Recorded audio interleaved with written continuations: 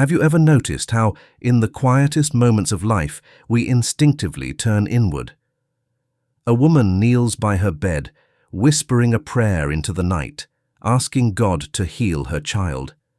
A man sits with his journal, writing affirmations that his business will prosper, visualizing the life he longs to create. Two different acts, two different languages, yet both are born from the same human desire, to reach beyond ourselves and touch the invisible power that shapes reality. And so the question arises, which one truly works? Is prayer, the ancient practice of faith and surrender, the real key to change? Or is manifestation, the modern practice of thought and intention, the hidden secret to shaping destiny? This is not curiosity alone. This is the question of life itself. Because at some point, every soul longs to know, am I heard? Do my words, my thoughts, my desires matter in the great unfolding of the universe? For centuries, prayer has been honored as the sacred bridge between man and God. But Emmet Fox, one of the clearest voices of metaphysical Christianity, revealed a startling truth. Prayer is not begging.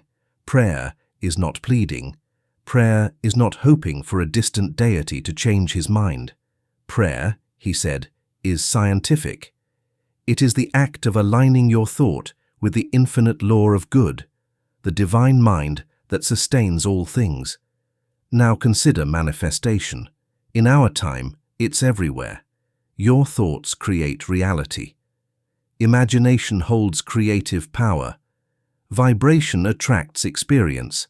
The language may sound new, but listen closely and you'll hear the same principle. What you hold in mind with conviction and feeling must externalize in your life.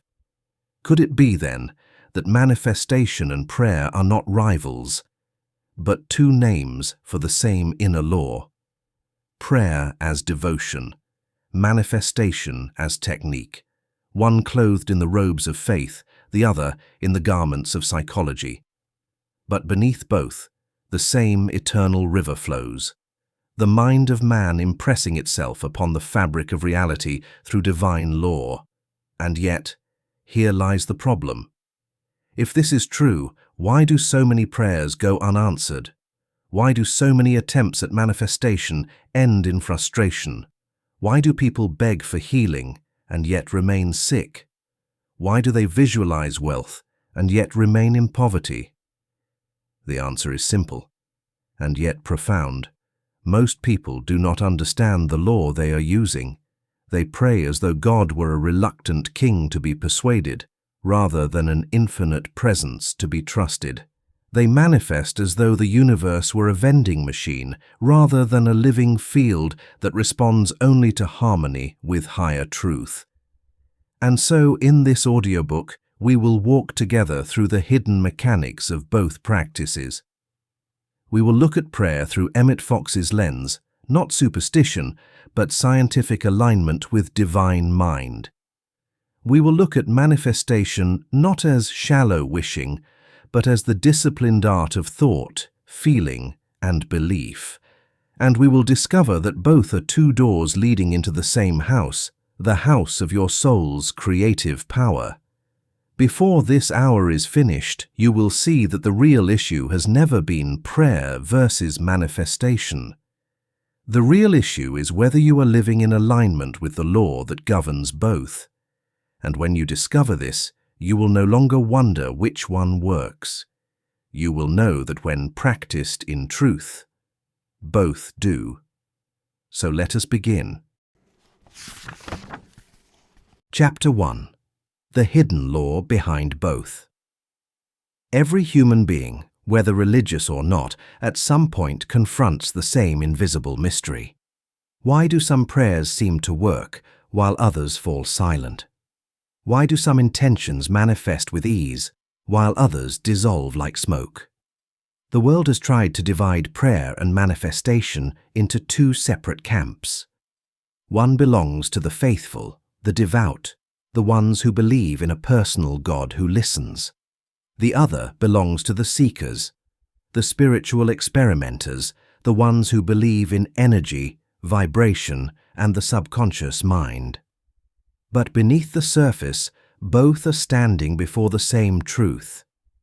Emmet Fox would often remind his students of this. You are not dealing with a capricious deity, but with divine law. Let those words sink in for a moment. When you pray, you are not trying to twist the arm of heaven, hoping to change the mind of God. And when you practice manifestation, you are not conjuring something from thin air by sheer willpower. In both cases, you are engaging with a universal law, a law as exact as gravity, as reliable as mathematics, as unchanging as the rising of the sun. This is the first great secret that most of humanity has missed. Prayer and manifestation work, not by accident, not by chance, not because you have pleased God today and displeased Him tomorrow, but because of law. The law of mind, the law of thought, the law that says, as within, so without. Think of your mind as a mirror. Whatever image you hold steadily in that mirror must eventually be reflected outward into the screen of your life. This is not poetry. It is spiritual physics. When you hold in mind thoughts of health, gratitude, love, and faith, your life begins to organize itself in ways that correspond to those thoughts. You notice opportunities, you find strength in your body, and you attract harmonious relationships. When you hold in mind fear, resentment, doubt, and lack, your life reflects those images back with uncanny precision. Emmet Fox explained it this way. You cannot think one thing and produce another. Whatever you consistently think about will come into your life.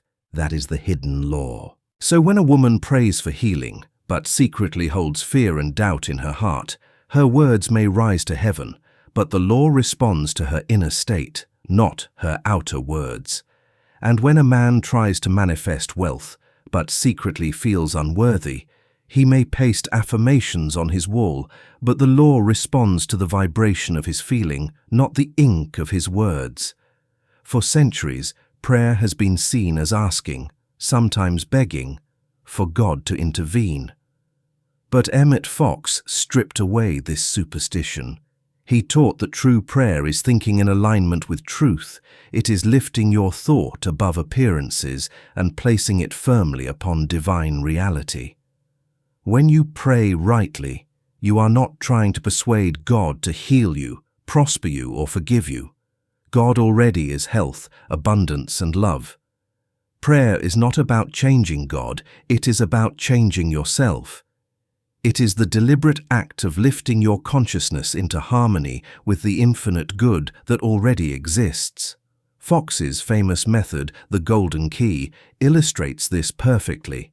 He said, whenever you face a problem, do not think about the problem. Instead, think about God. Not with ritual words, but with genuine focus. Every time fear tries to invade, turn thought back to the truth of God's presence. Do this, and the problem dissolves. Why? Because you have aligned your thought with the law of divine mind. Now consider manifestation. Modern seekers describe it as focusing on what you want until it appears. At its core, this is no different from prayer. The technique may shift, visualization, affirmations, scripting, but the law remains the same. Whatever image you impress upon the subconscious with conviction must externalize.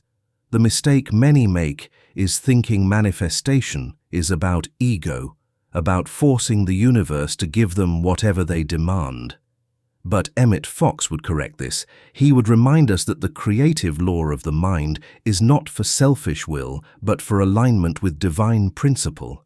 Manifestation without love, without harmony, without reverence for truth will always collapse on itself. So just as prayer fails when it becomes empty words, manifestation fails when it becomes empty wishing. The law does not respond to the surface of thought, it responds to the deep vibration of belief. And here we discover the unity. Prayer and manifestation are not two separate powers, but two approaches to the same law. Prayer clothes the law in sacred devotion. Manifestation clothes the law in practical psychology. But both rely on the same mechanism. Thought charged with feeling, held with conviction, becomes form. This law is as impartial as gravity. It does not ask, was this thought a prayer or a manifestation? It simply reflects the inner state. That is why both the saint and the skeptic, the mystic and the materialist, can see results. The law is not owned by religion or philosophy. It is woven into the fabric of creation itself. But if the law is so simple, why do so many fail? Why do prayers seem unanswered and manifestations remain unrealized? The answer lies in divided thought. We say one thing but feel another. We pray for health but imagine sickness. We affirm abundance but secretly fear poverty. We visualize love but continue to dwell on loneliness. The law cannot be deceived. It does not respond to the surface words of the mind, but to the deep vibration of the heart. This is why Emmet Fox emphasized purity of thought. He knew that the slightest contradiction between belief and desire would scatter the results. True prayer, true manifestation, requires not only words or images, but wholehearted conviction. So the first great lesson is this: there is no verses. Prayer and manifestation are not enemies, not even alternatives. They are the same stream flowing under two names. The real question is not which one works, but are you using the law correctly? If you pray without faith, you are merely reciting empty words. If you manifest without conviction, you are merely daydreaming. But if you align thought and feeling with the truth of divine mind, then whether you call it prayer or manifestation, the law must act. So, as we leave this chapter, let us carry this understanding. Every time you pray, you are manifesting. Every time you manifest, you are praying. The difference is not in the act, but in the awareness. The more you know the law, the more powerfully it works in your life. In the next chapter, we will examine why prayer has been so misunderstood and how centuries of misconception have turned a scientific practice into superstition. Once you see this clearly, the fog will lift, and you will understand why so many prayers seem unanswered, and how to make yours alive again. Chapter 2. The Misunderstanding of Prayer. Prayer. The very word stirs 1,000 images, hands folded, heads bowed, voices whispering into the silence. For millions, prayer is the most sacred of human acts, the bridge between the finite and the infinite. And yet, how much confusion surrounds it? How many people pray for years and never see results? How many cry out in anguish, only to feel abandoned by heaven? How many repeat the same memorized words, while secretly wondering, is anyone listening? This is the great tragedy. Prayer, the most powerful spiritual tool ever given to humanity, has been misunderstood, reduced to superstition, and stripped of its true creative power. For centuries, prayer has been treated as a kind of transaction. People imagine God as a distant monarch, seated on a throne, dispensing blessings if properly begged, persuaded, or flattered. In this view, prayer becomes little more than negotiation. If I say the right words, if I repeat them often enough, if I humble myself low enough, then perhaps God will change his mind and give me what I want. But Emmet Fox shattered this illusion. He taught that God is not a moody ruler who withholds or grants at whim. God is divine law, infinite love, absolute good. Prayer does not change God. Prayer changes us. This is the first and greatest misunderstanding of prayer, the belief that we must talk God into doing something for us. In truth, Prayer is not about changing God's mind, it is about aligning our own. Think of it like tuning a radio. The music is always playing, but if your dial is set to static, you cannot hear it. You may beg, cry, plead with the radio, but nothing changes until you adjust the dial, and the moment you tune correctly, the music that was always present floods in. Prayer works the same way. God is constant harmony, perfect abundance, boundless love. But if your thought is tuned to fear, resentment, or lack, you cannot receive the music of divine reality. The static of negative thinking blocks the signal. This is why so many prayers go unanswered. It is not that God is silent, it is that we are tuned to the wrong frequency. Emmet Fox often turned to the Lord's Prayer, not as a ritual to be repeated by rote, but as a scientific formula for aligning consciousness with God. Consider its structure. Our Father, which art in heaven, hallowed be thy name. It begins not with fear or pleading, but with recognition.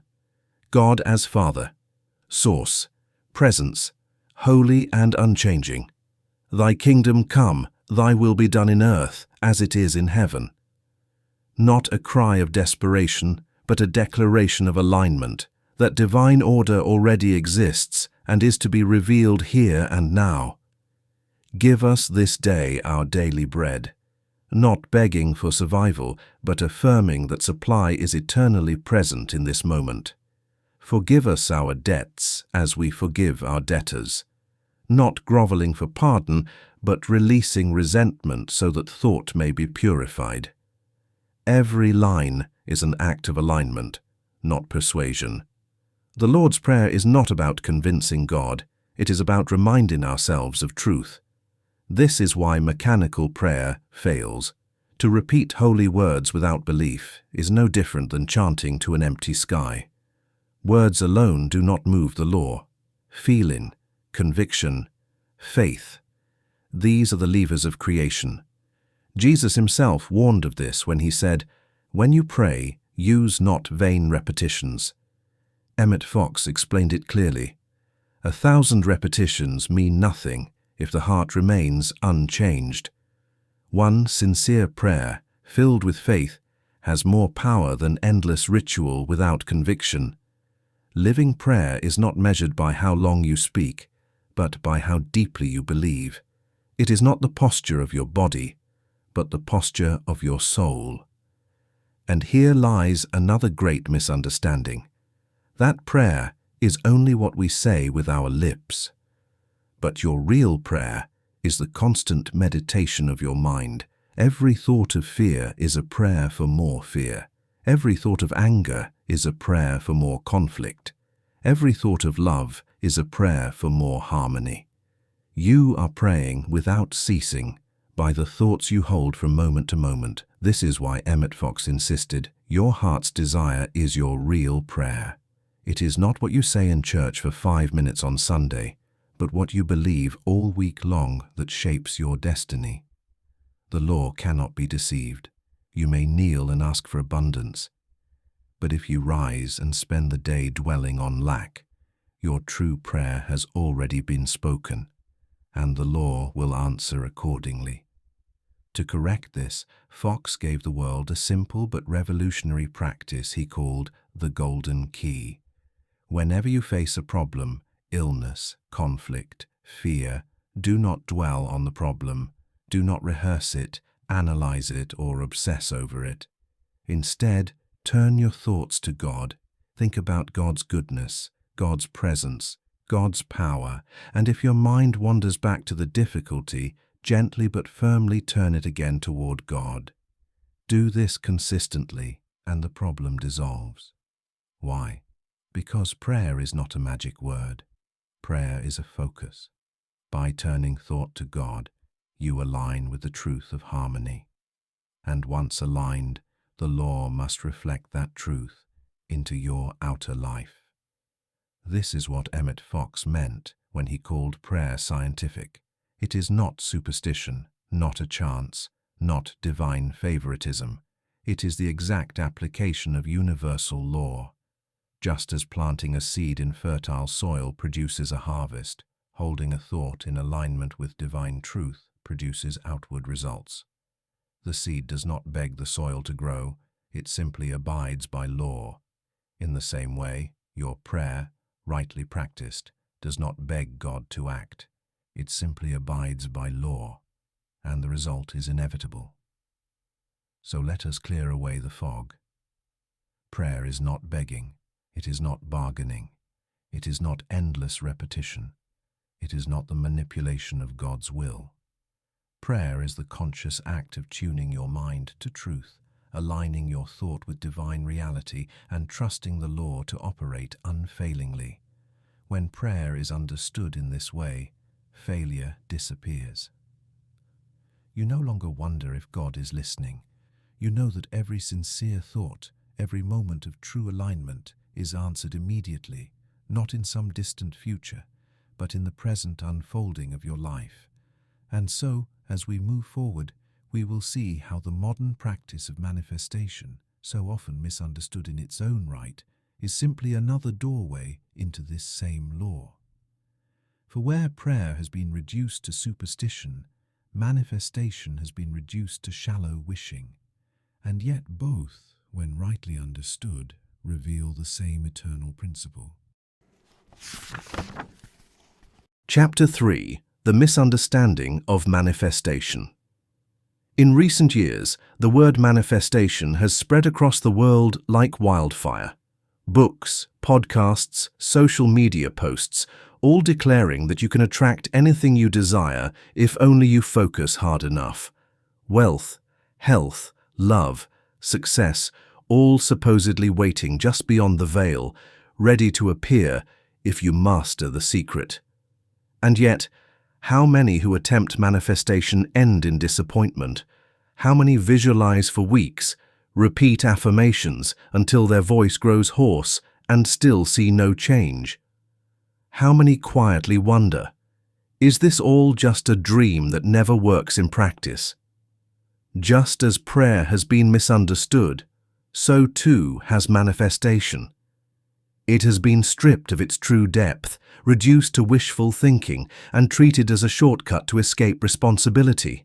And because of this, many seekers abandon it altogether, believing it a fraud. But manifestation, rightly understood, is not fraud. It is the law. It is the same creative law that underlies prayer. And when properly practiced, it is unstoppable. The most common misconception is that manifestation is simply thinking about what you want until it arrives. A kind of mental shopping list: ask, believe, receive. But without depth, without alignment, this becomes nothing more than daydreaming. Emmet Fox would remind us that the mind does not respond to surface wishes. It responds to the dominant feeling held in thought. You may say 100 times, "I am wealthy," but if deep within you there is fear of poverty, resentment of others, or disbelief in your own worth, the law will answer the deeper vibration, not the shallow words. This is why so many attempts at manifestation collapse. They are built on words without conviction, imagination without faith. The subconscious does not listen to phrases alone. It listens to the atmosphere of the soul. Another misunderstanding is treating manifestation as a tool of the ego. I want this car, this house, this relationship, and the universe must deliver. But manifestation is not about bending reality to serve selfish whim. The law of mind is not a genie in a lamp, it is a sacred principle. When thought is aligned with greed, pride, or shallow desire, results may flicker into being, but they will not last. For the law is not only creative, but corrective. It reflects not only what you demand, but who you are. If you manifest from selfishness, you may gain for a time, but unrest and emptiness will soon follow. Emmet Fox warned against this trap. He taught that true manifestation is not about getting, but about becoming. It is about lifting consciousness into harmony with divine truth, and from that harmony, all good flows naturally. Let us be clear. Manifestation is not magic. It is the deliberate use of universal law. The mind is creative. The subconscious accepts impressions as real. The outer world organizes itself around the inner conviction. This is the science of manifestation. When you visualize, you are impressing an image on the subconscious. When you repeat affirmations, you are re-educating belief. When you cultivate gratitude, you are tuning the vibration of your heart to abundance. All these practices work, but only when backed by genuine faith, persistence, and alignment with higher truth. Without faith, they are empty rituals. With faith, they are unstoppable law. The greatest error in manifestation is forgetting alignment. Many try to force results by sheer effort of thought, but manifestation is not about straining or demanding.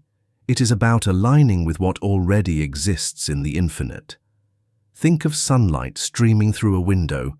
If the curtains are drawn, the light cannot enter. You may shout at the sun, you may beg for light, but nothing changes until you pull back the curtain.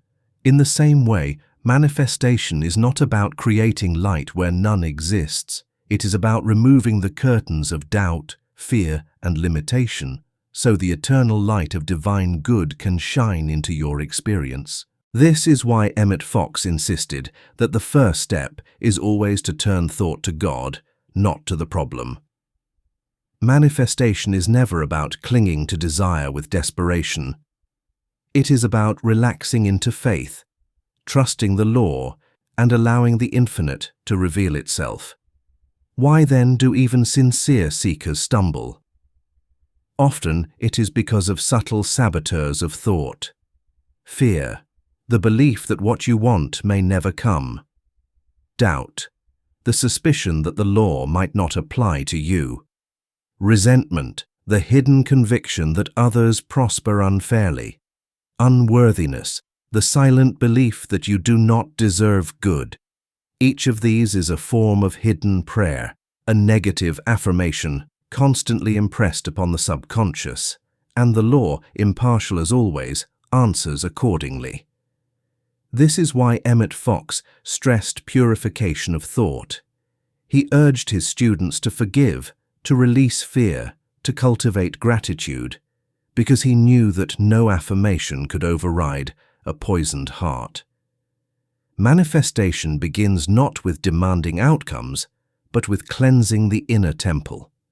At its highest, manifestation is not about attracting things, but about revealing your true self. When you align thought with divine truth, you manifest health because you realize health is your spiritual nature. You manifest abundance because you realize supply flows from the infinite source within. You manifest love because you realize you are already one with love itself. This is the secret. Manifestation is not the ego creating. It is the soul revealing. And now, the circle closes. Do you see how manifestation and prayer are the same law clothed in different language? Prayer says, Father, thank you, for it is already done. Manifestation says, assume the wish fulfilled. Both are aligned. Both are convictions. Both are the tuning of thought into harmony with divine reality. The misunderstanding is not in the law itself, but in how we approach it. Prayer fails when reduced to begging. Manifestation fails when reduced to wishing. Both succeed when practiced in alignment with truth. So let us set aside shallow conceptions. Manifestation is not daydreaming, not the ego's tool, not magic. It is the law. It is prayer in modern dress. It is the conscious act of impressing truth upon the subconscious until life must reflect it. And here we arrive at the heart of our journey. Whether you call it prayer or manifestation, the law is one. But knowing this is not enough. We must ask the deeper question, why then do both practices so often fail? Why do the results not appear, even when we try with all sincerity. In the next chapter, we will uncover the hidden mechanics of the mind, the very reason why belief, not words, determines everything. Until you understand how the subconscious works, you will never grasp why some prayers are answered in an instant while others fade into silence. Chapter 4. The Law of the Mind. There is a law at work in your life, whether you believe in it or not. It is as impartial as gravity, as constant as the rising of the sun. It does not ask who you are, what religion you belong to, or whether you call it prayer or manifestation. It simply takes the thoughts you impress upon it and shapes them into experience. This is the law of the mind. Picture your conscious mind as a craftsman and your subconscious as the workshop. The craftsman chooses the design, but it is the workshop that produces the object. If the craftsman provides clear blueprints, the workshop follows them faithfully. If the design is confused, distorted, or careless, the workshop still follows it, but the product will reflect the confusion. This is how thought works. Your conscious choices, your images, your affirmations are the blueprints. Your subconscious, vast and obedient, takes those patterns and builds them into your outer life. Emmet Fox explained it with startling simplicity. Your life is your prayer. Whatever you think about consistently, you are praying for. The subconscious accepts what you give it, not as theory, but as fact. It has no power to judge, no ability to argue. It simply creates from what you feed it. This is why belief matters more than words. You may say, "I am healthy," but if you believe in sickness, the subconscious accepts sickness. You may pray, "God prosper me," but if you believe you are destined for lack, the subconscious accepts lack. Words without belief are like seeds thrown onto stone. They cannot take root. Belief is the soil that gives them life. Jesus himself revealed this law when he said, "According to your faith, be it unto you." Not according to your ritual, not according to your repetitions, but according to your faith, your deep subconscious conviction. Imagine a mirror. Whatever stands before it, the mirror reflects without question. Place a flower before it, and you see beauty. Place a storm-clouded sky before it, and you see darkness. The mirror does not choose, it only reflects. The subconscious is the mirror of the soul. It does not judge whether a thought is good or bad, noble or petty. It simply reflects what you place before it with feeling. And life, like a great theatre, displays the reflection in the circumstances around you. This explains why prayer and manifestation both work, and why they both fail. They succeed when you place the right image before the mirror. They fail when you say one thing with your lips but feel another in your heart. The mirror cannot be deceived. Here is where most people stumble. They confuse surface thought with true conviction. Surface thought is what you say in a moment. I believe. True conviction is the atmosphere of your inner life. I fear it may not happen. The subconscious responds to conviction, not to surface thought. This is why one person may pray once, believe deeply, and see a miracle unfold, while another prays daily for years and sees nothing. The difference is not in God, not in the law, but in the level of belief. So the practical question becomes, how do I impress the subconscious with what I truly desire? Emmet Fox gave a clear method. Choose the right thought. Identify the condition you wish to see and frame it as already true. Repeat with feeling, not mechanical words, but a steady, calm conviction.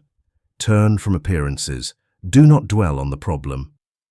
Turn thought to the truth of God's presence and power. Persist. The subconscious is impressed by steady attention, not fleeting wishes. Every time you visualize, affirm, or pray with faith, you are engraving an image on the mirror of the subconscious. And sooner or later, that image must externalize. Here is the trigger that awakens transformation. You are always manifesting. Every thought you allow to dominate is a prayer. Every emotion you nourish is an instruction to the subconscious. You cannot escape this law. The only question is whether you will use it consciously or unconsciously. This realization can be unsettling. It means your worries are not harmless, your resentments are not private, your fears are not idle. They are creative forces shaping your tomorrow. But it is also liberating, for it means you can choose, today, this hour, to feed your mind a higher truth, and the law will respond with a higher life. Some approach this law from a psychological perspective, others as spirituality. Emmet Fox refused to divide them. He knew that science and spirit meet in the law of mind. Psychology calls it the subconscious, religion calls it faith, mysticism calls it alignment. But the law is one. Thought held with feeling becomes experience. Prayer and manifestation are simply two ways of working with this law. Prayer emphasizes devotion, aligning thought with God. Manifestation emphasizes focus, aligning thought with desire. Both are effective when they carry belief. Both are useless when they do not. So now we understand the hidden engine behind every answered prayer and every successful manifestation: the law of the mind. Prayer works because belief impresses the subconscious with divine truth. Manifestation works because belief impresses the subconscious with the desired form. Both fail when belief is absent. And this brings us to the most practical question of all. How do we practice prayer and manifestation so that they are more than theory, more than words, more than fleeting hope? In the next chapter, we will step into practice. We will see how prayer can become creative visualization and how manifestation can be lifted into sacred alignment. We will discover exercises that Emmet Fox gave his students, simple, direct, powerful, that transform prayer into science and manifestation into devotion. Knowing the law is only the beginning. Living it is the true work. Chapter 5. Prayer as Creative Visualization. When most people hear the word visualization, they think of modern self-help. Picture the life you want, imagine it vividly, and somehow it will come. Yet long before the word became popular, prayer already carried this truth. At its heart, prayer is creative visualization. Emmet Fox made this clear. When you pray, you are not throwing words into the sky, hoping they will be caught by a distant God. You are shaping an image in the mind, an image charged with belief, clothed in feeling, and sealed with faith. That image, impressed upon the subconscious, becomes the seed of experience. This is why Fox said that prayer is scientific. It is not superstition, not ritual, not repetition. It is focused imagination aligned with divine truth. To pray rightly is to see the good as already present, to feel it as real, to live inwardly in the state you long to see outwardly. Consider Fox's famous method, the golden key. On the surface it seems simple. Stop thinking about the problem and think about God instead. But hidden within this is the deepest form of visualization. When you turn thoughts away from sickness, you are refusing to give energy to the image of disease. When you think about God, you are replacing that image with one of health, harmony, and life. You are not pretending. You are visualizing reality as it truly is in divine mind. Fox insisted, do not analyze, do not wrestle with appearances, do not dwell on the negative. Lift your mind to the image of God's perfection, and the outer condition must eventually conform. This is visualization at its highest, not imagining fantasy, but beholding truth. But visualization is not only about mental pictures, it is about feeling. Emmet Fox explained that the subconscious responds to emotion more than words. You can repeat a phrase 1,000 times, but unless it is charged with genuine feeling, the subconscious remains unmoved. This is why effective prayer is always accompanied by peace, joy, or gratitude. These are not decorations, they are the power. Gratitude in particular seals the image with certainty. To thank God for something as though it were already done is to impress the subconscious with unshakable conviction. Modern teachers of manifestation say the same. Feel it real. Fox said it in his own way. When you pray, believe you have received, and you shall have it. Let us make this practical. Suppose you are facing a lack and you long for a supply. The ordinary approach would be to beg God for money or to visualize piles of wealth. But Fox would guide you differently. Sit quietly and still your mind. Turn away from the image of lack. Refuse to dwell on bills, debts, or fear. Begin to think of God as infinite abundance, pouring through all creation. Visualize yourself as standing in this flow, not outside of it, but within it. Feel gratitude rising as though supply were already here. Say quietly, "Thank you, Father, that this is done." This is not wishful fantasy, it is a creative prayer. It is visualization lifted to the level of truth. And the subconscious, receiving the image charged with gratitude, must organize life to reflect it. This shift transforms everything. The old way of prayer is asking, "God, please give me this." The true way of prayer is knowing, "Thank you, Father, that this is already mine." The old way of manifestation is wishing, "I hope this will happen if I visualize long enough." The true way of manifestation is assuming, "This is real now. I live in it inwardly." Do you see how both merge?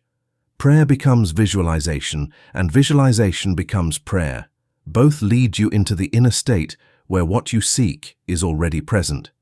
And yet, Fox warned against using visualization for selfish ends. The highest prayer is not, "God, give me what I want," but "God, reveal what you have already prepared." When you visualize health, wealth, or harmony, you are not creating them out of thin air. You are uncovering the good that already exists in divine mind. You are tuning your thought to the reality that was waiting all along. This lifts visualization beyond ego. It makes it a spiritual practice, a way of seeing with the eyes of faith rather than the eyes of fear. Fox urged his students not to make prayer occasional, but daily, not just in crisis, but as a rhythm of life. In the same way, visualization must become a habit. Just as the body is nourished by daily food, the soul is nourished by daily alignment with truth. He recommended short, frequent prayers, moments of turning thought to God throughout the day. You can do the same with visualization. Instead of one long session, return often to the inner image of health, abundance, or harmony. Each time, you impress the subconscious more deeply. Over time, these repeated impressions accumulate like drops of water filling a jar, until the subconscious accepts them as fact. And once accepted, the law must externalize them. So let us set aside the old division between prayer and visualization. They are not rivals, but allies. Prayer, rightly understood, is visualization infused with faith. Visualization, rightly practiced, is prayer clothed in images. When you pray, see the good as already present. When you visualize, thank God that it is already done. In both, you are impressing the subconscious with the truth of divine reality. And once impressed, the law must unfold it into your life. As we step into the next chapter, we will turn this insight around. If prayer can be seen as visualization, then manifestation can be seen as prayer. What happens when we lift manifestation out of shallow wishing and into sacred alignment? That is the question we now face. Chapter 6. Manifestation as Modern Prayer. We have seen that prayer is not persuasion, but alignment. We have seen that visualization is not fantasy, but truth revealed. Now, let us turn to the other side of the bridge, manifestation. In our time, the word has been secularized, stripped of its devotional tone, and placed into the vocabulary of psychology and self-help. People speak of affirmations, scripting, vision boards, and mental rehearsal. They may not call it prayer, and yet the principles are the same. For beneath the surface, manifestation is modern prayer. Think of the way people speak of manifestation. Focus on your intention. Speak your desire as though it were already real. Feel the end result with gratitude. Now listen to the words of Jesus. When you pray, believe that you have received, and it will be yours. The language may differ, but the spirit is the same. The law of the mind responds not to titles or traditions, but to conviction. Emmet Fox would remind us, it is not the form of words that matters, but the state of consciousness behind them. A modern seeker writing affirmations in a journal and a devout believer praying in silence may be engaging the same law in different dress. Consider affirmations. Many dismiss them as shallow, but their power lies in persistence. An affirmation is not about convincing God, but about re-educating the subconscious. It is a prayer spoken in the language of psychology. When you repeat, "I live in abundance," you are doing the same thing Fox urged in his golden key, turning thought away from lack and toward divine supply. Each repetition chips away at old patterns and impresses the subconscious with a new image. Affirmations are not magic spells. They are prayers in disguise, and when spoken with faith, they carry the same creative power. Or take visualization. The secular world frames it as mental rehearsal, but Fox would see it as sacred imagination. To picture yourself whole, happy, supplied, is not arrogance, but reverence. It is declaring that God's good is already present. The mistake is when visualization becomes wishing, a desperate attempt to grasp what feels far away. True visualization, like true prayer, is not straining, but resting. It is relaxing into the awareness that the good you seek already exists in divine mind, and your task is simply to align with it.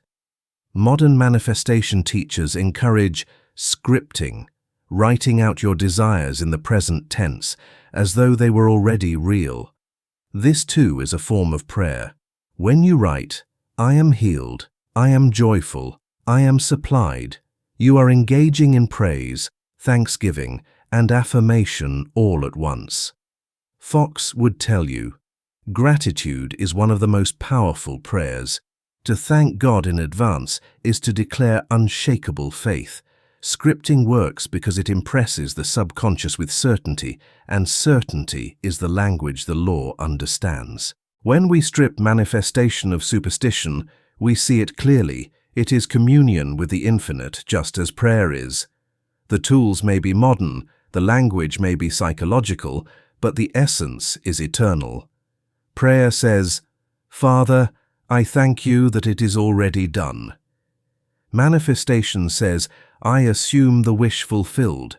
Both mean, I live inwardly in the reality I seek until it must appear outwardly. Fox would remind us that it is not the label that matters, but the consciousness. The law responds to belief, not vocabulary, and yet many object.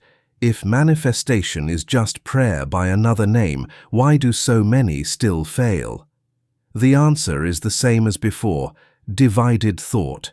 They affirm abundance, but dwell in fear. They visualize love, but rehearse resentment. They script joy, but live in anxiety. The law cannot be fooled. Whether in the language of devotion or psychology, it responds to what you truly believe, not what you merely say. So how can you lift manifestation into the realm of prayer? Here is a practice drawn from Fox's teaching, reframed for today. Choose your desire. Be clear, but hold it lightly. Frame it as gratitude. Instead of "I want," say, "Thank you, Father, that this is already done." Visualize with reverence, not as fantasy, but as beholding God's truth. Release fear. Refuse to dwell on the opposite condition. Persist daily. Short, steady impressions engrave the subconscious more deeply than occasional bursts. When practiced this way, manifestation ceases to be secular wish-making. It becomes a sacred prayer. Fox always brought his students back to this. The goal is not things, but transformation. To manifest wealth without wisdom is poverty in disguise. To manifest success without love is failure.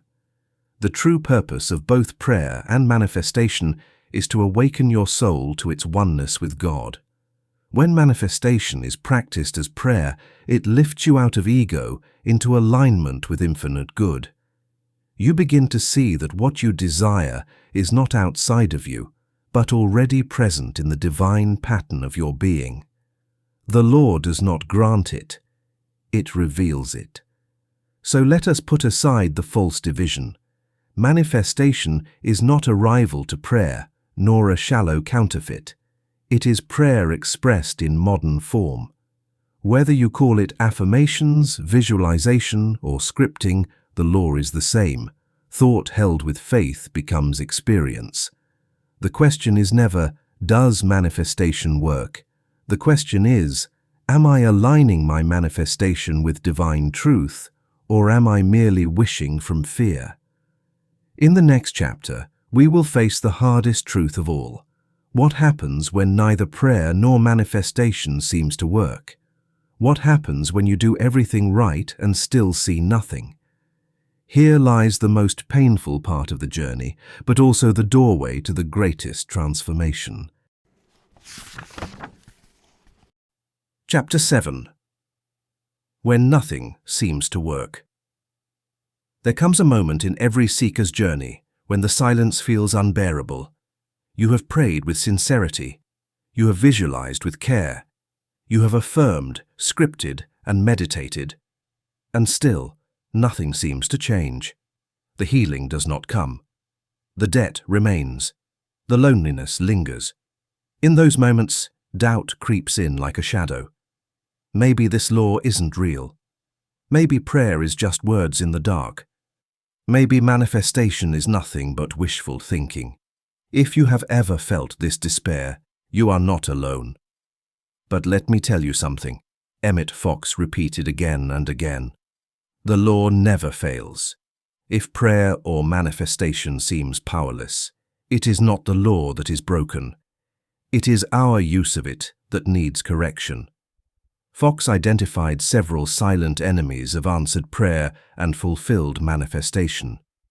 They are subtle, invisible, and often disguised as ordinary thoughts. Fear, the quiet conviction that what you want will never happen. Fear is faith inverted. It is believing in the power of evil instead of good. Doubt, the suspicion that perhaps the law works for others, but not for you. Doubt is like planting a seed today and digging it up tomorrow to see if it has sprouted. Resentment, the silent poison of the soul. To pray for good while holding hatred in the heart is like pouring clean water into a dirty cup. Unworthiness, the belief that you do not deserve love, health, or success. This is perhaps the most subtle block, for it disguises itself as humility. Yet Fox insisted, you are a child of God. To believe you are unworthy of good is to insult the source of your being. Each of these thoughts is itself a prayer, but a negative one. Fear is a prayer for more fear. Resentment is a prayer for more conflict. Doubt is a prayer for more uncertainty. The law does not ask if you intended them. It simply reflects what you consistently impress upon it. Fox placed special emphasis on forgiveness. He said that harboring resentment while praying is like tying a stone to a bird and expecting it to fly. The prayer cannot rise. To forgive is not to excuse wrong, but to release your mind from the grip of bitterness. When you forgive, you free yourself, and in that freedom, the law can move again.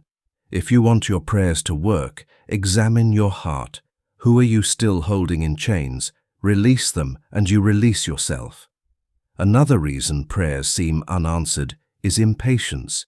We live in an age of instant results, but spiritual law works by persistence. A farmer does not plant a seed and expect a harvest the next day. He waters, waits, and trusts the process.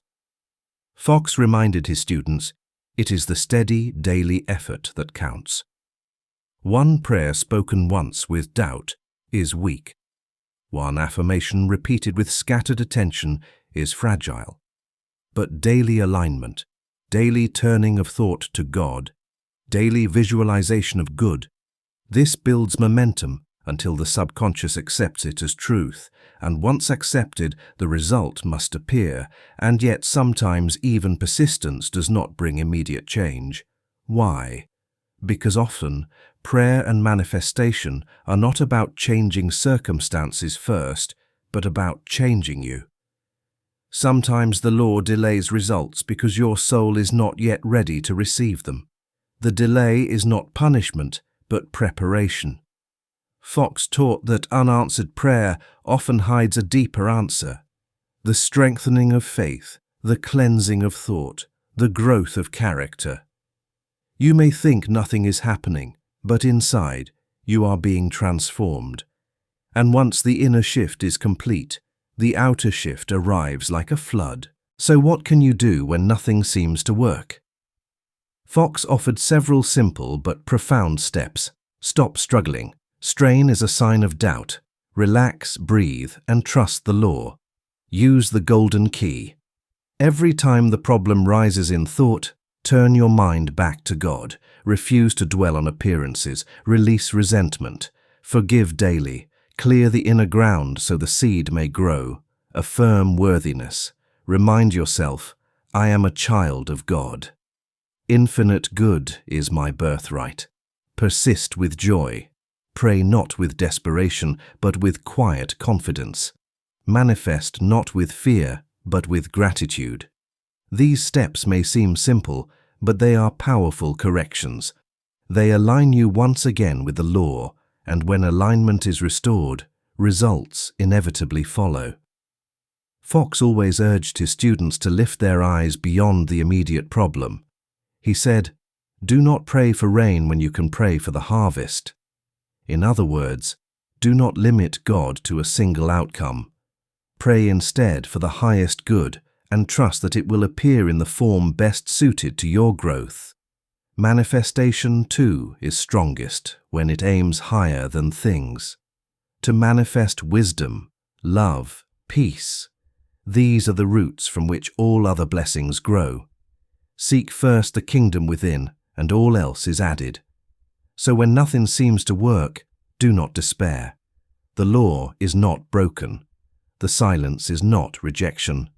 It is a signal to look deeper, to release fear, to forgive, to persist, to trust.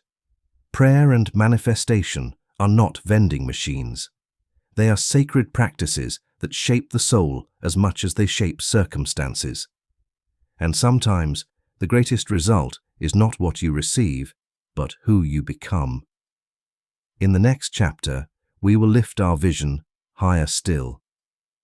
We will see that the true purpose of both prayer and manifestation is not merely to solve problems or obtain things, but to transform consciousness. For when you understand this, you will never again wonder if they work. you will know that they are working at the deepest level of your being. Chapter 8. The higher purpose of both paths. We have spoken much about prayer and manifestation as ways of obtaining results, healing, supply, opportunities, relationships. And indeed, these are valid and beautiful fruits of the law. But Emmet Fox always pressed his students toward a greater truth. The highest purpose of prayer and manifestation is not to change outer conditions, but to change you. Yes, prayer can heal the sick. Yes, manifestation can draw abundance. But if these practices end there, they miss their real power. For what good is wealth without wisdom, health without gratitude, or success without love? The true goal is the transformation of consciousness. Fox declared it plainly. The object of prayer is to raise the soul to God. Not to manipulate outcomes, but to lift the mind above appearances into harmony with divine reality. When this happens, outer blessings follow naturally, but they are no longer the focus. They are the byproduct of inner alignment. This is where many seekers stumble. They turn manifestation into a shopping list, prayer into a demand, spirituality into a marketplace. They measure the law by what they can get rather than by who they become.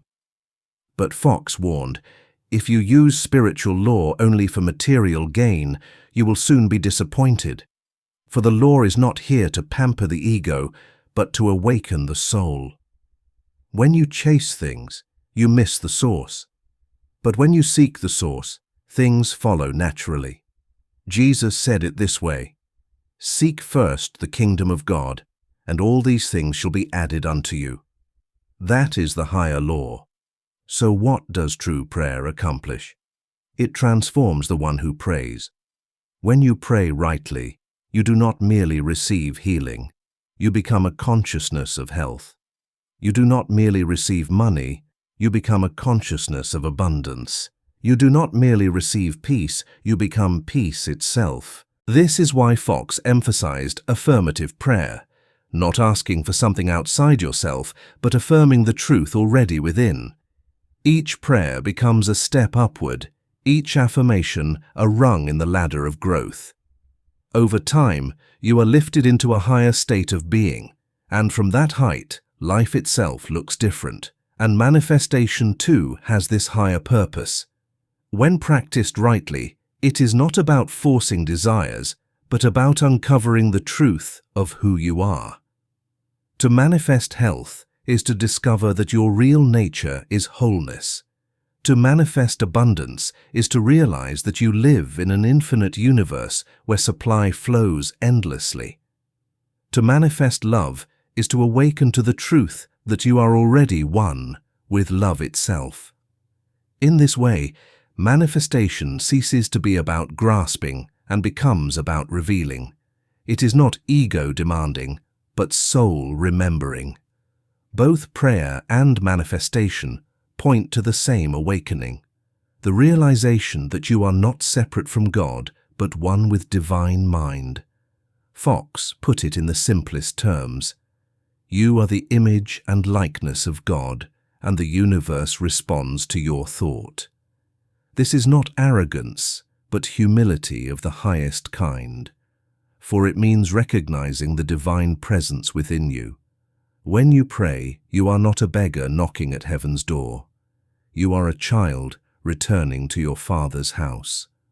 When you manifest, you are not an ego conjuring illusions. You are a soul awakening to the truth of its inheritance. Fox taught his students to always lift their prayers beyond specifics. He would say, "Pray not for things, but for qualities. Pray not for objects, but for states of mind. For example, instead of praying for money, pray for wisdom and supply. Instead of praying for a specific outcome, pray for divine order to unfold. Instead of manifesting one person's love, manifest the consciousness of love itself. When you do this, you place yourself in alignment with infinite good, and the specific blessings you need will arrive in ways greater than you could have imagined. The greatest gift of lifting prayer and manifestation to this higher purpose is freedom. You are no longer terrified when one desire is delayed, because you know the true blessing is inner growth. You are no longer enslaved by fear of loss, because you know the source is within you and cannot be taken away. This freedom is what Fox wanted for every student, to live not in fear, but in the assurance that life is governed by divine law, and that law is always good. So let us not reduce prayer to begging, nor manifestation to wishing. Both are sacred acts, designed not merely to fill our hands, but to awaken our hearts. When you pray, you are rising to God. When you manifest, you are uncovering the divine within. And when you live this truth, you realize that what you once sought as results are nothing compared to the transformation of consciousness itself. In the next chapter, we will bring all the threads together. We will see how prayer and manifestation, rightly understood, are not two paths but one, and how to live daily in this awareness so that every thought, every word, every moment becomes an act of creation in harmony with divine mind. Chapter 9. The Synthesis. We have walked the path of prayer. We have explored the methods of manifestation. We have seen their failures, their misunderstandings, their hidden saboteurs. And now we arrive at the summit, the point where both paths meet and the truth is revealed. Prayer and manifestation are not two competing powers. They are not two rival philosophies. They are not two different doors to the infinite. They are the same practice, spoken in different languages. Emmet Fox declared that life is governed by divine law, impersonal, unchanging, exact. This law responds to thought, belief, and feeling. It reflects whatever image you hold with conviction. Prayer works because it aligns thought with divine reality. Manifestation works because it impresses thought upon the subconscious. But these are not two different mechanisms. They are the same law described from two perspectives. The religious mind calls it prayer. The spiritual seeker calls it manifestation. But the law itself asks no questions of labels. It simply acts. The division between prayer and manifestation exists only in our thinking. One group says, "I pray to God." Another says, "I manifest through the universe." But both, in essence, are saying, "I impress the truth of my desire upon the creative law of mind, and it becomes form." The words differ. The posture may differ, but the substance is identical. To believe they are different is like believing that electricity behaves one way when you call it power, and another way when you call it light. The name, call this prayer, call it manifestation, it matters not. It is the law in action. Faith is the heart of both paths. Without faith, prayer is empty words. Without faith, manifestation is empty wishing. But with faith, both become unstoppable. Faith does not mean straining to believe. It means relaxing into certainty. It means knowing that divine mind already holds the pattern of your good, and your task is simply to align with it. Fox put it beautifully. When you pray, turn from the problem and think about God. Do this, and the problem dissolves. This is also the essence of manifestation. Turn from appearances, focus on the desired reality, live in it inwardly, and the outer world must conform. Gratitude is the seal of both practices. When you thank God in advance, you declare your faith.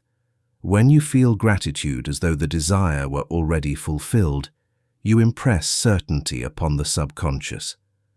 This is why gratitude is more than a polite sentiment. It is spiritual power. It transforms both prayer and manifestation into acts of knowing, not begging, into acts of certainty, not doubt. What does this look like in daily life? It means that every thought becomes prayer. Every belief becomes manifestation. You no longer set aside 10 minutes to practice spirituality and then spend the rest of the day in fear. Instead, your whole life becomes an act of alignment. When fear arises, you pray by turning your thoughts to God. When desire arises, you manifest by affirming it as already done. When doubt arises, you remember the law is exact and you return to faith. Prayer and manifestation dissolve into one seamless practice, living consciously in harmony with divine mind. And here lies the greatest revelation. The purpose of this synthesis is not simply to get what you want, but to awaken to who you are. A creator, a child of God, a soul endowed with the same creative law that shapes the universe itself. When you understand this, you no longer debate whether prayer or manifestation works better. You no longer measure spirituality by results alone. You live in the knowing that every thought, every feeling, every belief is sacred, for it is shaping your reality. And so you choose with care, you think with reverence, you live with gratitude. So the journey ends where it began, but with new eyes. Prayer is a manifestation. Manifestation is prayer. The law is one, and it never fails. From this day forward, when you pray, see it as a manifestation. When you manifest, see it as prayer. And in both, know that you are aligning with divine mind, the infinite source of life, love, and truth. In our final epilogue, we will gather these truths into a single invitation, a call to live daily as a conscious creator, to step into the joy of alignment, and to discover the miracle of a life lived in harmony with God's law. Epilogue, the invitation. So now the question has been answered. Prayer or manifestation, which one works? The truth is simple, and yet it changes everything. They are not two practices, but one. Two languages describing the same eternal law. Two doorways opening into the same infinite house. Prayer is a manifestation in the language of devotion. Manifestation is prayer in the language of psychology. Both succeed when rooted in faith. Both fail when rooted in fear. Both exist for one great purpose, to bring you into conscious harmony with divine mind. Every thought you think, every word you speak, every feeling you nourish is a prayer. Every conviction you hold, every image you sustain, every belief you repeat is a manifestation. You are praying and manifesting all the time. The question is not whether the law is working. The question is, what are you impressing upon it? This is your invitation, to live consciously, to stop scattering your thoughts in fear and doubt, and to begin directing it with love, faith, and gratitude. When you pray, do not beg. Thank. When you manifest, do not wish. No. When fear rises, turn your mind to God. When doubt whispers, affirm the truth. When resentment clings, forgive and release. Do this, and your life becomes a living prayer, a constant manifestation of divine good. But do not stop with things. Do not limit your practice to health, wealth, or success.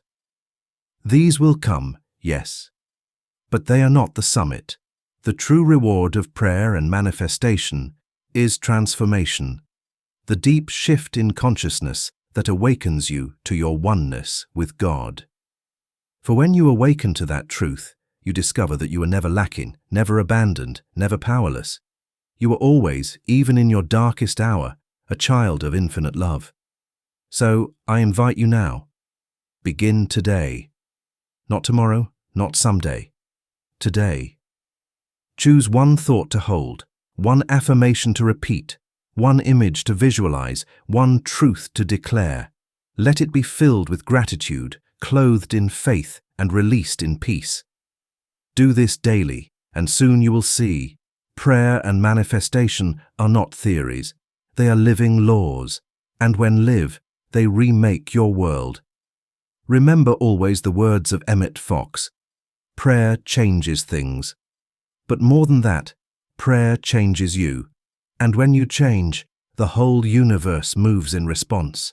This is the invitation. This is the promise. And this is the life that now awaits you. A life lived in alignment. A life lived in truth. A life lived in the constant presence of God.